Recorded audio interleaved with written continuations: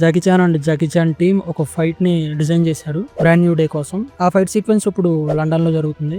Jackie చానే దానికి action director గా ఉన్నారు. ఒక క్లాసిక్ జాకీ చాన్ స్టైల్ ని చూడబోతున్నాం ఈసారి. Jackie Chan style Spider Man లో చూడబోతున్నాం.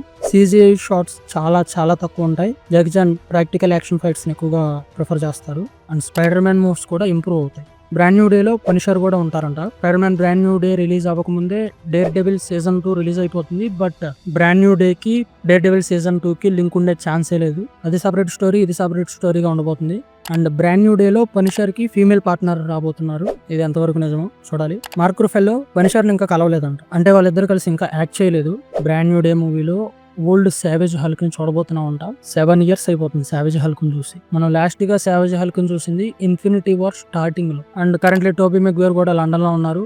బ్రాండ్ న్యూ డే షూటింగ్ కోసమో డూమ్స్ డే షూటింగ్ కోసమో తెలియదు. Brand new Day events Daredevil season 2 events తర్వాత జరగబోతున్నాయి. Maybe Toby Maguire Brand new Day shooting కోసం వెళ్ళి ఉండొచ్చు. ఇన్ఫినిటీ వార్ మూవీలో స్పైడర్ మ్యాన్ కి ఎంత ఇంపార్టెన్స్ ఉందో అంత ఇంపార్టెన్స్ ఉండబోతుందంట. మేజర్ రోల్ ఉండబోతుంది. టీమ్ తో బ్యాటిల్స్ ఉండబోతున్నాయి. అది ఎంత ఇంపార్టెంట్ అనే ఎగ్జాంపుల్ తీసుకుంటే ఇన్ఫినిటీ వార్ మూవీలో నోవేర్ ప్లానెట్ మీద ఫైట్ జరుగుతుంది కదా, అంత ఇంపార్టెన్స్ ఉండబోతుంది స్పైడర్ మ్యాన్ కూడా ఈ మూవీలో. అండ్ మళ్ళీ బ్రాండ్ న్యూ మూవీకి వస్తే స్ట్రీట్ లెవెల్ స్టోరీగా ఉండబోతుంది. ఇది మల్టీవర్సెస్ ని వీటిని టచ్ చేయకుండా ఓన్లీ స్ట్రీట్ లెవెల్ స్టోరీగా మాత్రమే ఉండాలని ట్రై చేస్తున్నారు.